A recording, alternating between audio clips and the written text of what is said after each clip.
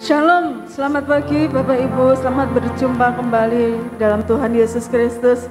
Tetap dalam kondisi yang sehat ya Bapak Ibu, tetap jaga kesehatan, semuanya untuk memuliakan nama Tuhan. Amin. Kita mau mulai ibadah kita pagi hari ini, sama-sama kita tundukkan kepala, kita mau berdoa.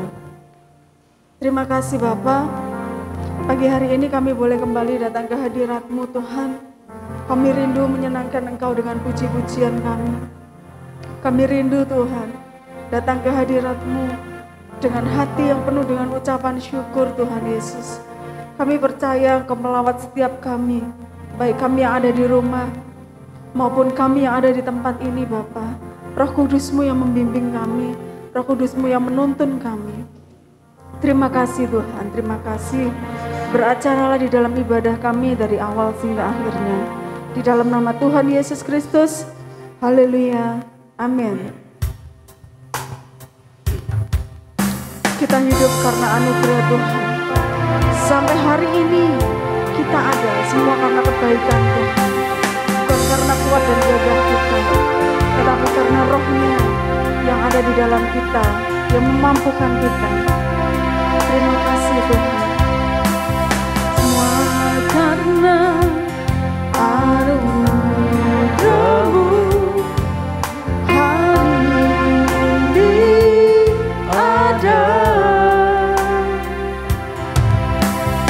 Bukan karena kuatku, namun karena Roh-Mu. Ku bawa hatiku, penyembahanku, ku semakin berkurang, Yesus semakin bertambah.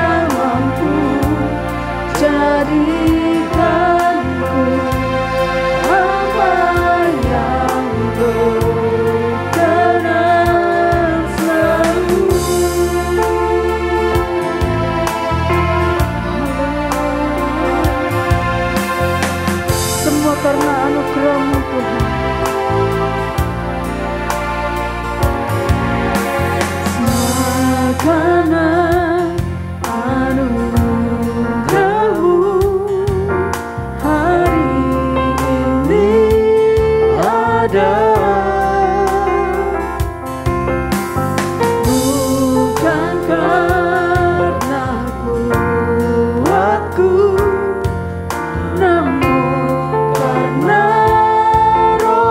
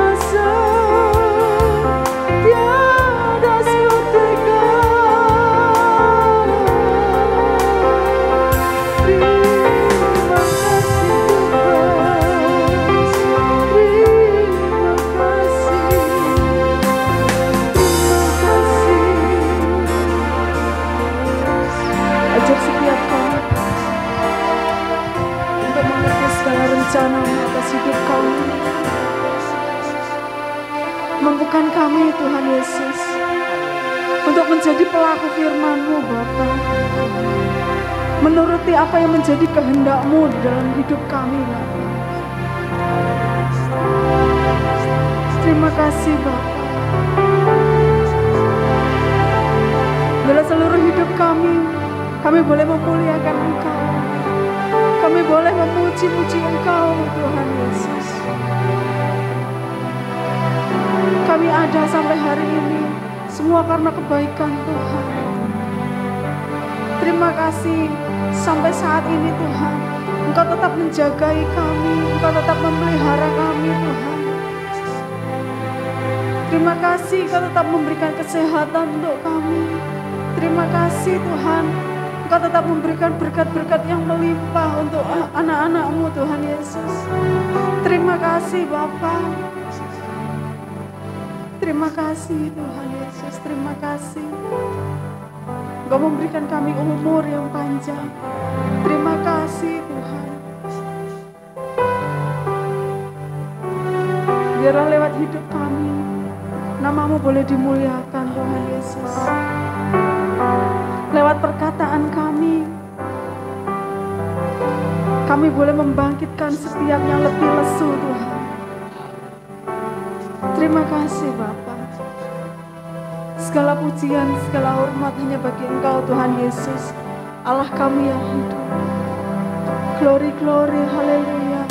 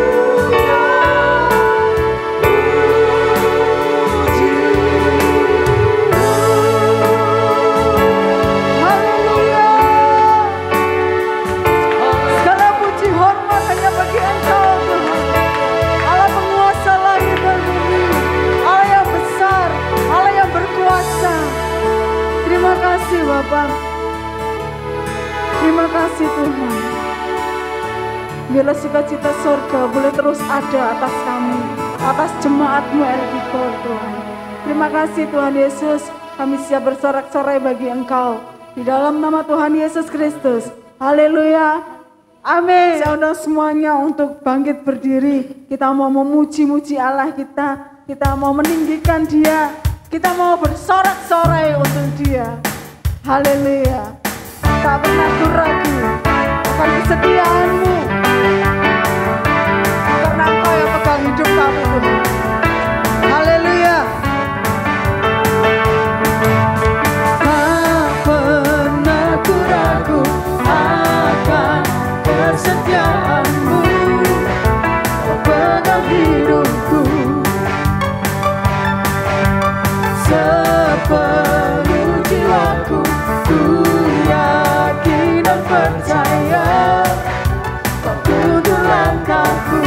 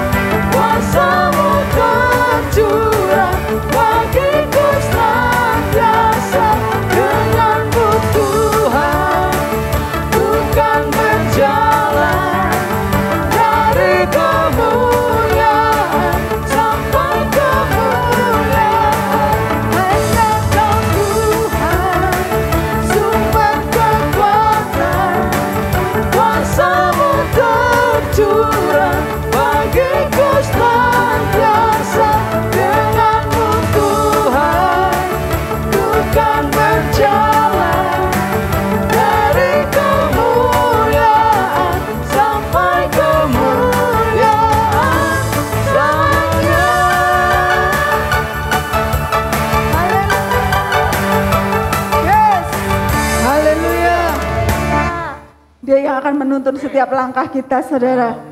Amin. Haleluya. Kita pujikan lagi satu pujian. Dialah pilihan kita, Tuhan Yesus Kristus. Dia yang sudah turun ke dunia untuk menghapus segala dosa kita. Haleluya.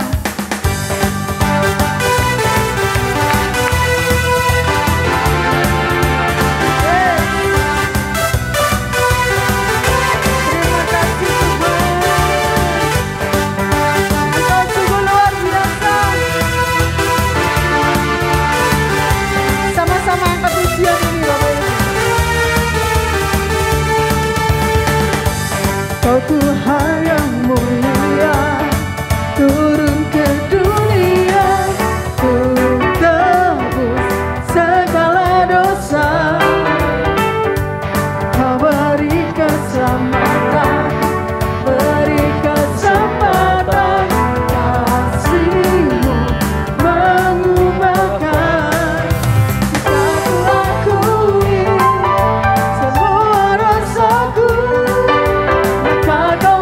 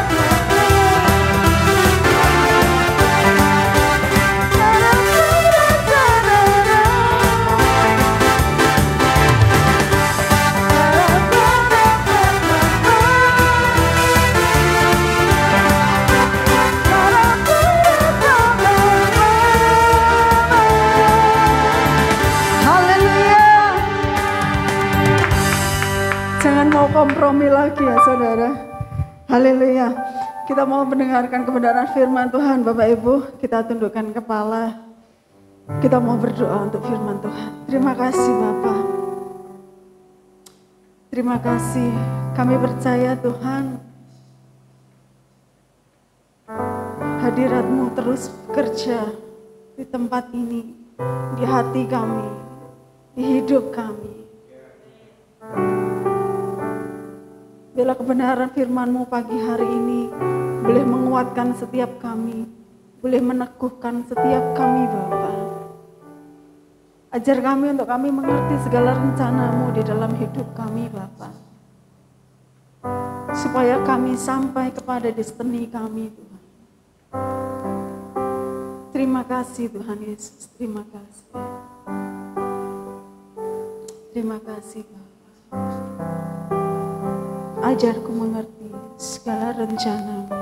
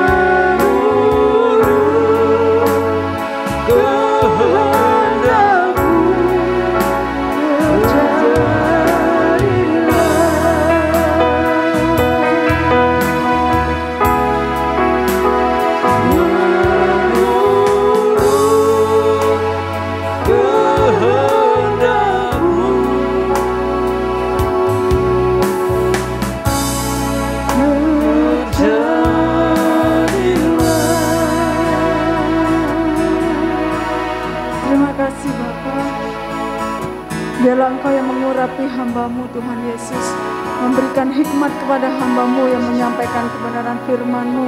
Engkau juga memberkati setiap jemaat-Mu yang mendengarkan firman pagi hari ini Tuhan. Terima kasih Bapa, kami sambut firman-Mu hanya di dalam nama Tuhan Yesus Kristus. Haleluya, amin. Shalom, selamat pagi jemaat El Gibor yang dikasihi oleh Tuhan Yesus Kristus. Pada pagi hari ini saya ingin membahas mengenai ujian, mengenai hati manusia pada akhir zaman. Ini saya ingin mengambil dari cerita tentang Saul, Daud, dan Ayub. Dari 3 tokoh ini bisa kita ambil kisi-kisinya, pelajaran yang bisa kita peroleh. Yang pertama, Saul. Jadi ada 3 macam jenis ujian, bisa kita bilang ya. Yang pertama, jika ujian itu kita dapati bersama-sama. Yaitu ya seperti di era pandemi ini, di mana kita semua sama-sama mengalami ujian karena ada tentang COVID lah, tentang ekonomi dan lain sebagainya. Dan yang kedua, itu ujian di mana ketika kita ini melakukan kesalahan.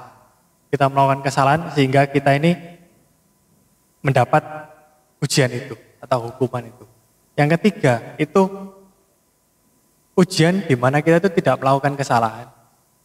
Dan kita sendiri yang kena, kita sendiri yang tertimpa berbagai macam penderitaan seperti Ayub. Jadi jadi 3 macam itu dulu. Lalu kita membahas sudut pandangnya dari sisi Saul, Daud, dan Ayub. Nah, dari sisi Saul, kita lihat dari hati Saul dulu. Waktu Saul ditolak menjadi raja oleh Tuhan, yang dia rasakan, mungkin dia merasa, kenapa kok Saul itu tidak kembali, kenapa kok Saul tidak memohon kepada Tuhan, enggak meminta ampun, atau enggak minta ampun sama Tuhan, tapi kepada Samuel. Kenapa kok dia enggak menjalani hukumannya itu, tapi dia itu ingin berusaha tetap jadi raja. Karena hatinya ini dia itu sebetulnya tidak terlalu mengenal Tuhan. Jadi dia itu merasa, oh aku sudah ditolak jadi raja.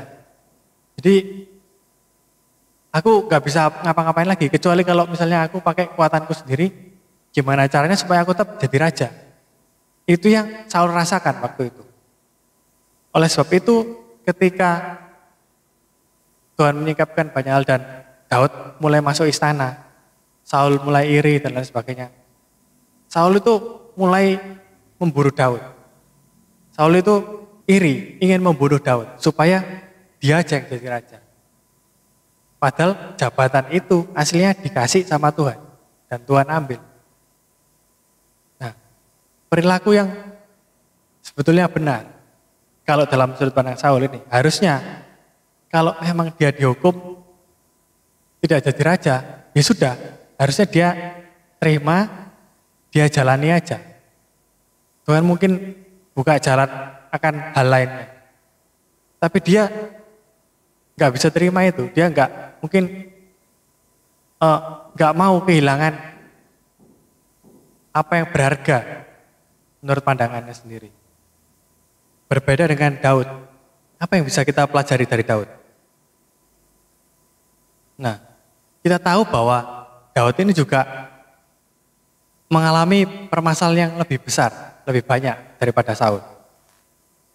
Yang pertama, Daud ini nggak salah apa-apa, tapi dia dikejar-kejar oleh Saul. Jadi kita bisa tahu penderitaannya Daud itu seperti apa. Bayangkan aja kita nggak salah apa-apa. Menantunya raja, tiba-tiba dikejar, diburu gitu. Seperti penjahat. Jadi kita bisa bayangkan kehidupannya Daud dari makan-makan bersama raja di istana, turun drastis menjadi ada ceritanya juga, dia itu membantu menjaga hewannya orang seperti itu. Terus dia hidup di gua, tinggal di gua, dan senantiasa berlarian, maksudnya lari pindah-pindah tempat, kemana. Dan juga diceritakan bahwa Daud pernah dia itu pura-pura gila depannya Raja Akis. Tapi yang bagus di sini, hati Daud itu dia itu tidak menuduh Tuhan, kenapa ya Tuhan, kok aku jadi kayak gini. Tapi dia itu malah tetap percaya kalau Tuhan itu pasti yang akan mengatur segala sesuatunya baik, sesuai dengan janjinya kepada Daud. Waktu Daud salah, kejadiannya kan sama-sama salah, waktu Saul juga salah di mata Tuhan, lalu dihukum. Daud juga salah di mata Tuhan, dan dihukum juga. Dan Daud, dia itu lebih pasrah, dia itu lebih ke arah, ya Tuhan, ya ini mau gimana ya, terserah Tuhan itu. Terjadilah seturut dengan kehendak Tuhan, bukan kehendakku lagi. Aku sudah salah, jadi ya aku nggak akan berusaha untuk melakukan apapun yang bikin Tuhan tambah nggak senang seperti itu. Kalau Saul sudah direncanakan, dia nggak akan jadi raja lagi. Dia nggak mau. Dia masih tetap menggunakan kekuatannya sendiri untuk menjadi raja. Sedangkan kalau Daud, ya sudah, kalau aku salah, ya sudah. Bahkan dia sampai dikejar-kejar, akhirnya oleh karena kelakuannya itu, kan ada nubuatan mengenai bahwa keturunannya itu juga akan ada pedang karena kesalahannya Daud. Daud ini percaya bahwa apapun, hukuman seperti apapun, Tuhan itu tetap mengasihi Daud. Jadi yang pertama tadi, kita menerima masalah itu karena kesalahan kita, seperti Saul, dan menerima masalah karena memang jalannya kita. Jadi kita sendiri yang menerima masalah, atau menerima masalah karena memang semuanya menerima masalah. Yang terakhir ini, semuanya menerima masalah ini mungkin mirip seperti Israel dikepung. Dikepung, jadi satu kota itu mengalami hal yang sama, yaitu kelaparan gitu, sampai ada yang makan anaknya dan lain sebagainya. Jadi itu yang dialami bersama-sama. Atau kalau yang sebelumnya lagi, itu zaman Yusuf, di mana semuanya itu mengalami kelaparan. Seperti itu. Kalau itu memang permasalahan yang ditanggung bersama-sama. Nah, sedangkan cara menjalaninya, tiga-tiganya itu sebetulnya sama saja. Kita bisa lihat lagi. Nah, contoh lain, kita bisa lihat di Ayub. Nah, kita tahu bahwa Ayub itu gak ada salah apa-apa. Tuhan sendiri itu sudah bilang seperti itu. Ya Ayub ini gak ada salah apa-apa. Tapi Tuhan izinkan Ayub ini dicobai seperti itu. Jadi Tuhan mengizinkan Ayub itu sampai habis hartanya. Dari orang yang mungkin paling kaya daerah itu menjadi yang paling rendah. Kalau misalnya ibarat itu mungkin kayak Bill Gates tiba-tiba menjadi gelandangan seperti itu. Ya separah itu memang. Waktu itu, separah itu yang dialami Ayub. Nah, sekalipun waktu itu diceritanya, Ayub itu juga kecewa ceritanya. Dia itu kecewa. Kenapa Tuhan? Aku ini ngapain sih? Kok sampai dapat seperti ini? Ayub juga kecewa. Tapi, dan dia itu sampai merasa seperti ini. Dia itu sampai merasa bahwa salah itu, kita salah, itu di mata Tuhan tetap nggak salah gitu. Seperti di Yesaya juga ada mengucapkan hal yang kurang lebih sama, mirip. Jadi di Yesaya itu bahwa kesalahan kita itu seperti kain kotor di mata Tuhan. Jadi sesaleh apapun kita, sebersih apapun kita, itu sama Tuhan itu dilihat cuman ya seperti kain kotor gitu. Itu yang dirasakan oleh Ayub. Jadi dia mungkin merasa, kenapa? Ngapain aku salah-salah juga, akhirnya sama Tuhan tuh nggak dianggap seperti itu. Karena kesalahanku itu sama Tuhan tuh juga kotor juga gitu. Nah, itu dari hikmatnya, maksudnya dari perkataannya Ayub. Jadi waktu itu Ayub itu sudah hampir sudah capek mungkin, sudah mau nyerah mungkin. Dia juga sudah ngomong, lebih baik kalau misalnya aku nggak lahir, lebih baik kalau Tuhan ambil nyawaku sekarang, seperti itu. Nah, tapi akhirnya Tuhan sendiri yang menunjukkan kepada Ayub. Mungkin waktu itu Tuhan tuh nggak cerita, diceritanya juga Tuhan itu nggak cerita alasan kenapa kok dia mengizinkan Ayub seperti itu. Sedangkan kita tahu ceritanya di bukunya itu Tuhan mengizinkan Ayub seperti itu karena ada di situ disebut setan yang dalam tanda kutip menghasut kan seperti itu. Tapi Tuhan itu tidak menceritakan kepada Ayub. Dan Tuhan itu bicara, bahkan Tuhan itu menjelaskan lebih ke arah bahwa apa yang Tuhan izinkan itu pasti yang terbaik. Maksudnya itu yang segala sesuatunya itu nggak ada yang kita mengerti.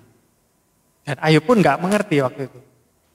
Dan semuanya dan kita pun mungkin nggak ngerti kenapa pastinya. Tapi dari hikmatnya itu Ayub itu cuma belajar seperti ini, bahwa dia itu cukup perlu percaya bahwa Tuhan itu melakukan segala sesuatunya itu sudah dipertimbangkan dan itu sesuai dengan hikmatnya yang besar, yang jauh melampaui pikiran kita.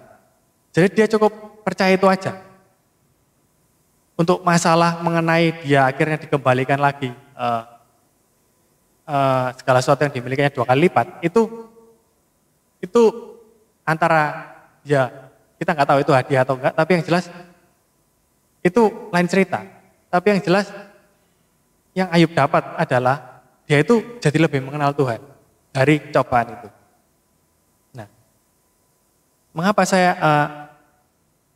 membawa atau membahas cerita-cerita ini? Nah, itu karena saya melihat bahwa akhir-akhir ini dan semakin ke depannya, itu kita manusia ini, itu akan dicobai dengan berbagai macam pencobaan, akan diuji dengan berbagai macam ujian. Mungkin ada yang kita sudah mulai terlebih dahulu, dan mungkin ada yang kita juga akan mengalami ke depannya. Nah, kenapa? Karena Tuhan ini ingin memurnikan kita, seperti ditulis di buku Daniel juga, bahwa menjelang akhir zaman itu banyak manusia yang akan dimurnikan, diuji, dimurnikan. Kita diuji itu wajib, bukan karena Tuhan membenci kita, bukan itu, tapi supaya kelihatan yang diuji itu bersih, maksudnya supaya kelihatan yang diuji dengan yang enggak diuji. Sama-sama maksudnya gini, atau bukan gini. Supaya kelihatan yang diuji, kalau kita emas itu kelihatan. Kalau kita hanya sanga, itu kelihatan. Itu yang membedakan dari ujian itu. Jadi juga jangan kita berpikir kalau misalnya kita mendapat berbagai macam permasalahan itu, yang maksudnya kita sendiri dapatkan, itu kita pikir bahwa Tuhan membenci kita, atau kita ini berdosa, apapun yang kita lakukan berdosa. Ya memang apapun yang kita lakukan ini berdosa. Oleh sebab itu kita itu memerlukan darah anak domba yang menyucikan kita. Sama juga kayak di Wahyu, itu dikatakan juga di Wahyu 7 ayat 14.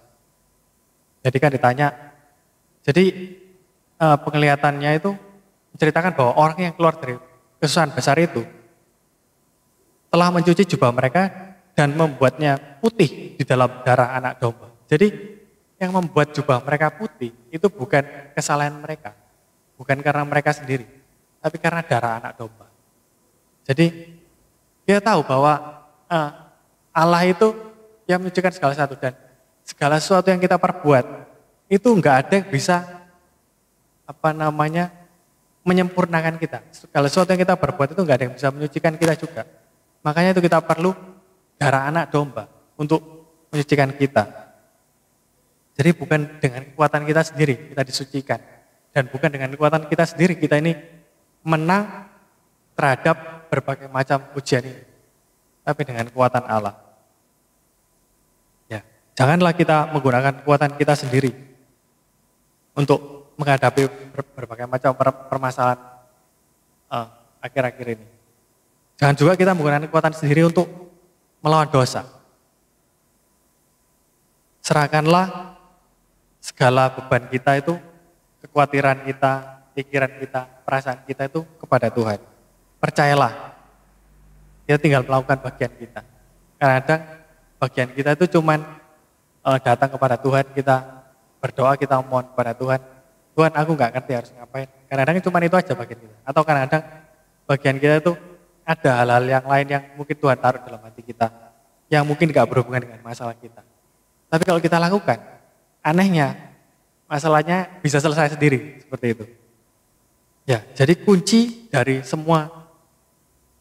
semuanya itu, dari kita menghadapi berbagai macam permasalahan itu hanya berserah. Bukan karena positive thinking, kita itu mau berusaha positive thinking. Positive thinking aja kayak gini. Bukan karena positive thinking seperti itu. Karena itu bukan dari kekuatan kita harus positive thinking, bukan. Dan bukan juga kita berpikir, oh Tuhan pasti menolong aku, karena aku memang nggak selayaknya dapat cobaan seperti itu. Bukan seperti itu juga. Karena ya itu tadi, kita tuh bagaimanapun juga kita ini nggak layak. Percaya kalau Tuhan itu sampai ngirimin Tuhan Yesus untuk datang, untuk nebus dosa kita. Masa sih Tuhan tuh sampai sudah rela anaknya datang untuk nebus kita, masa sih nggak rela untuk menyelamatkan kita dari berbagai macam hal gitu. Jadi kita percaya aja rencana Tuhan itu seperti apa, terus kita menjalani kehidupan kita ini seperti apa, bakal tambah terjal atau seperti apa, atau kita dapat berbagai macam permasalahan seperti apa ya. Ingatlah bahwa kerajaan Allah itu bukanlah soal makanan dan minuman. Atau kalau misal zaman sekarang ini, bukan soal menjadi sukses, kaya, dan berpengaruh dalam pandangan manusia. Mungkin banyak dari kita juga yang berpikir kalau misalnya, kalau misalnya saya sukses, saya bantu orang, saya apa-ngapain, Tuhan pasti dimuliakan. Ya itu relatif tergantung terhadap hati kita. Kalau hati kita murni, ya bisa jadi itu terjadi. Tapi Tuhan dimuliakan itu bukan karena itu saja. Karena kerajaan Allah itu ya mengenai, dikatakan selanjutnya, tapi mengenai kebenaran, sukacita dan damai sejahtera oleh Roh Kudus. Jadi itulah esensi dari kerajaan sorga. Kebenaran, sukacita dan damai sejahtera oleh Roh Kudus. Ada 3 hal ini, mau kita kaya, mau miskin, mau sukses, mau enggak, ya itu terserah. Maksudnya yang penting ada 3 hal ini, berarti kita tuh hidup dalam kerajaan Allah. Mau kita memang dipakai seperti Rasul Paulus yang memang harus keliling-keliling, kadang-kadang terbatas keuangannya, terus setelah itu dia menginjili dan lain sebagainya. Mau kita dipakai mungkin jadi Timotius yang mungkin gembala di satu tempat, atau kita mau dipakai seperti mamanya Lydia gitu ya, yang dia itu menjadi pelayan, yang dia itu pengusaha juga, atau lain-lain ya, banyak hal lain-lain. Kita mau dipakai jadi apa saja. Kalau misalnya ada kebenaran, sukacita dan damai sejahtera oleh Roh Kudus, kita itu berada dalam kerajaan Allah. Apa yang membedakan gandum dan lalat kalau ditampi? Apa yang membuat pelita itu bercahaya di tengah kegelapan? Apa yang membuat kita menjadi garam dan terang dunia? Apa yang membuat itu menjadi berbeda? Yaitu jika kita sama-sama diuji. Dan kita akan timbul berbeda sendiri. Jadi mungkin ada banyak dari kita yang lain, maksudnya yang di luar kepercayaan kita, atau semua orang mungkin pada waktunya akan diuji. Setelah diuji, akan kelihatan hasil pekerjaan mereka. Kalau mereka murni, percaya benar-benar sama Tuhan, akan kelihatan berbeda dengan orang yang diuji dan akhirnya tidak percaya pada Tuhan. Dari situ kita bisa kelihatan, oh iya ini terang, oh iya ini berbuah kasih, oh iya ini garam, oh iya ini gandum, oh iya ini lalat. Itu yang membedakan kita nanti orang percaya di hadapan Tuhan. Semoga firman ini memberkati. Demikian firman Tuhan. Mari kita berdoa. Tuhan Yesus, pada pagi hari Tuhan Yesus, kiranya Tuhan Yesus Engkau yang buka mata hati, pikiran kami Tuhan Yesus. Engkau yang menolong kami agar kami dapat mengerti Tuhan Yesus. Segala firman yang telah disampaikan melalui hamba-Mu Tuhan. Ajarilah kami Tuhan Yesus agar kami dapat mengerti. Pimpinlah kami Tuhan agar kami boleh melakukannya. Dalam nama Tuhan Yesus kami berdoa, haleluya. Amin. Baik Bapak Ibu, kita akan mengakhiri ibadah kita pagi hari ini. Saudara semuanya bangkit berdiri. Kita angkat satu pujian, beri puji, beri hormat bagi Dia, Yesus yang duduk di atas tahta. Haleluya. Segala kemuliaan hanya bagi Engkau Tuhan Yesus. Beri puji, beri hormat bagi Yesus yang duduk di tahta, berkuasa, mulia,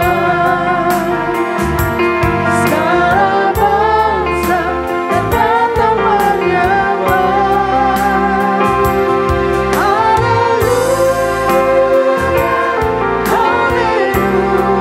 haleluya, kudus dan mulia namamu.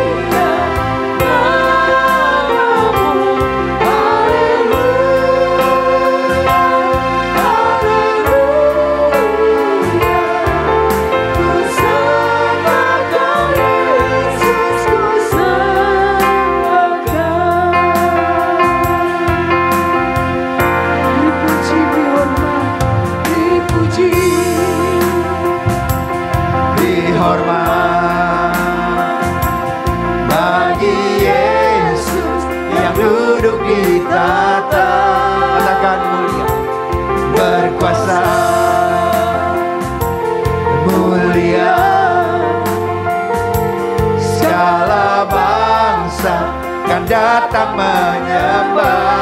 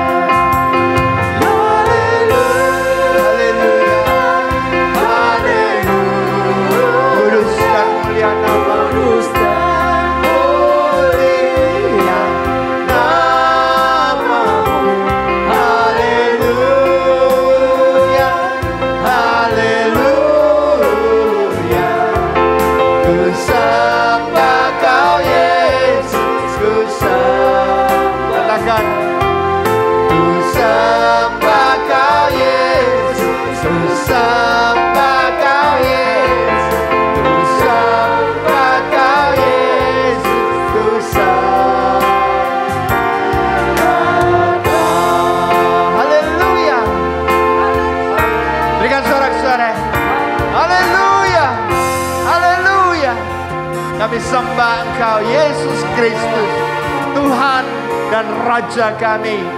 Sungguh Engkaulah Bapa kami yang baik, Tuhan. Engkaulah Juru Selamat kami yang hidup. Terpujilah namamu Bapa. Segala puji, hormat, dan kemuliaan hanya bagi-Mu Bapa. Terima kasih Bapa. Terima kasih untuk pagi hari ini.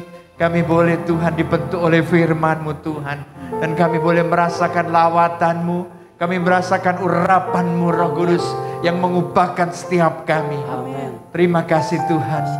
Saat ini kami menyerahkan umat-Mu Tuhan. Umat yang Kau kasihi. Seperti biji mata-Mu sendiri. Mari saudara kasih Tuhan, angkat kedua tangan-Mu. Dan terimalah berkat kirabasikabaram. Tuhan memberkati engkau dan melindungi engkau. Tuhan menyinari engkau dengan wajah-Nya dan memberi engkau kasih karunia.